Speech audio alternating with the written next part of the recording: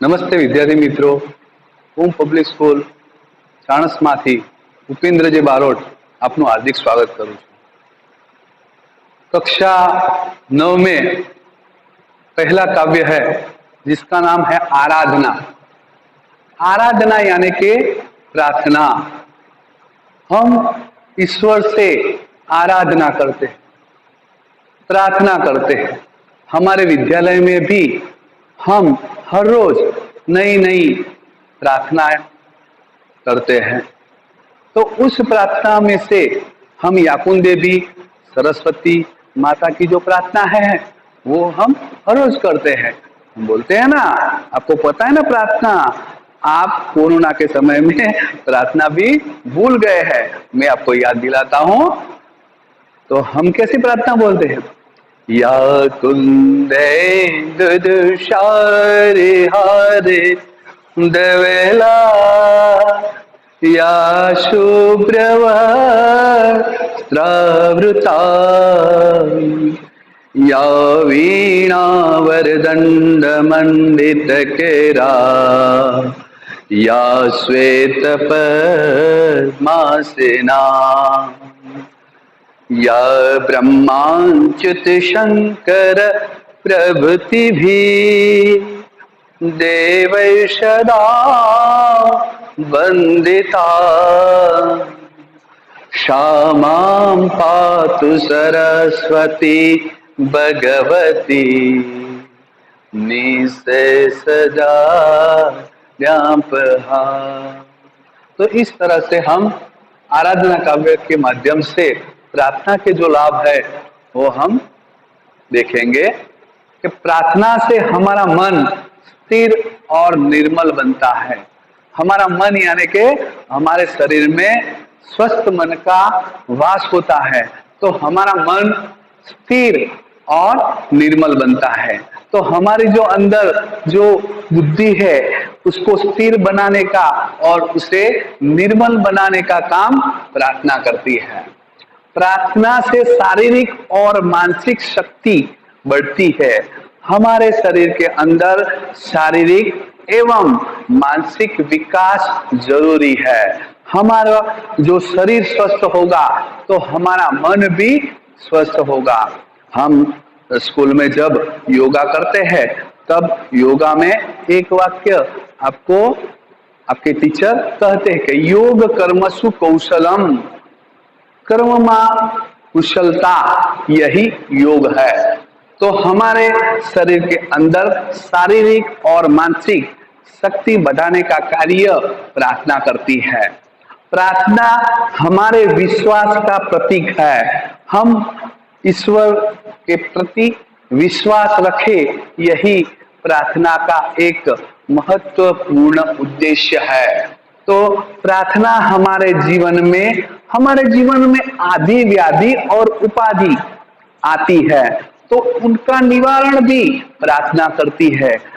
क्या आता है हमारे जीवन में? आदि व्याधि और उपाधि, तो उनका औषध प्रार्थना है। प्रार्थना से शांति का अनुभव होता है। जब हम स्वस्थ रहे तो हमारा मन भी स्वस्थ रहता है। हम मौन ध्यान घर बैठे मौन ध्यान करें तो हमारा जो मन वह स्वस्थ रहता है और हम पढ़ने में भी एकाग्रता बढ़ा सकते हैं। प्रार्थना से शांति का अनुभव होता है, प्रार्थना से एकाग्रता बढ़ती है।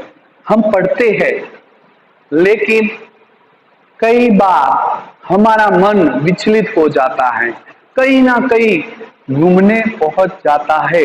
हमारा मन बहुत ही चंचल है, वह कहीं ना कहीं जगह पर देख आता है। पर हम प्रार्थना करें तो एकाग्रता की शक्ति बढ़ती है। तो हमारे अंदर, हमारे शरीर के अंदर एकाग्रता का भाव बढ़ाने का कार्य प्रार्थना करती है। प्रार्थना से हमारी मनोकामना पूर्ण होती है। हमारी जो मन की जो इच्छाएं है वह प्रार्थना के माध्यम से पूर्ण होती है। तो इस तरह कवि ने हमारा जो पहला काव्य है आराधना, उसके जो कवि है वसंत बापट जी, उनका जन्म सन 1922 में हुआ था और उनका निधन 2002 में हुआ था। तो वसंत बापट जी ने इस प्रार्थना में, इस आराधना में विश्व बंधुत्व की भावना को जगाया है।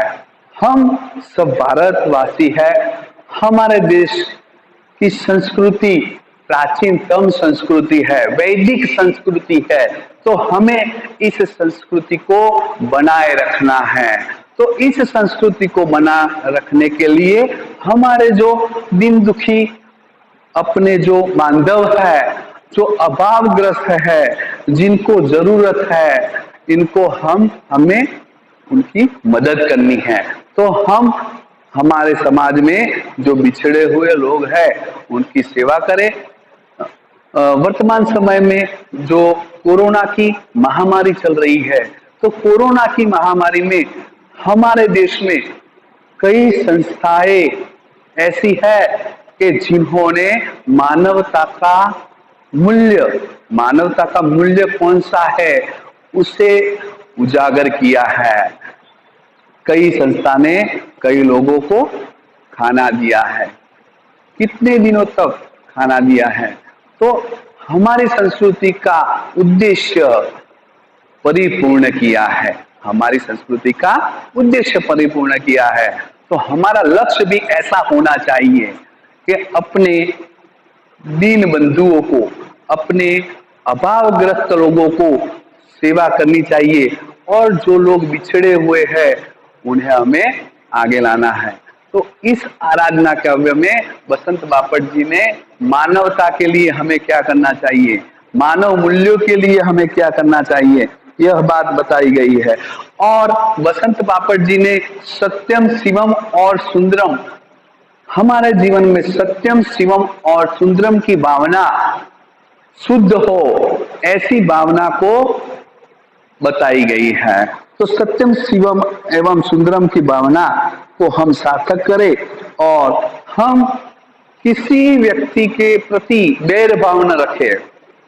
हम जानते हैं कि हमारा देश विविधता में एकता, विविधता में एकता ही हमारा महत्वपूर्ण लक्षण है। तो विविध होकर भी हमारे देश में कई जाति है, हिंदू, मुस्लिम, सिख और ईसाई, सब धर्म अलग है, जाति पाति का भेद हमें नहीं रखना है और हम सबको मिलजुल कर रहना है। यही बात इस आराधना काव्य में वसंत बापट जी ने की गई है। तो इस काव्य का जो भावार्थ है वो मैं आपको बताता हूं। और इस काव्य में कवि क्या कहते हैं कि देह मंदिर चित्त मंदिर एक ही है प्रार्थना। कवि ने क्या कहा है कि हमारे शरीर में हमारा जो देह यानी कि शरीर, हमारा शरीर है, हमारा चित्त है, हमारे शरीर के अंदर पंच तत्व है। कौन से तत्व है? पंच तत्व है। तो पंच तत्व के एक गाना भी है, पंच तत्व के इस तन को प्रभु मंगलमय बना देना, मन बुद्धि और प्राण आत्मा सुंदर सुफल प्रभु करना। तो प्रभु को वसंत बापट जी ने भी ऐसे भाव व्यक्त किए गए हैं। तो हम प्रार्थना करते हैं, उनका बहुत ही महत्व है। एक बात प्रार्थना में की गई है कि हमारा आत्मविश्वास, हमारा विश्वास बढ़ता है। तो विश्वास बढ़ने का कारण वर्तमान समय में जो घटना घटी सुशांत सिंह राजपूत की, कि उसके अंदर आत्मविश्वास यानी कि कॉन्फिडेंस का अभाव था, इसलिए उन्होंने आत्महत्या की। तो बाल मित्रों, हमें आत्महत्या कभी भी नहीं करनी चाहिए। हमारा मन एक हिमालय की तरह अडग होना चाहिए, हमें कॉन्फिडेंस रखना चाहिए। हमारे जीवन में हम कॉन्फिडेंस रखेंगे तो चौक्कस हमें सफलता मिलेगी।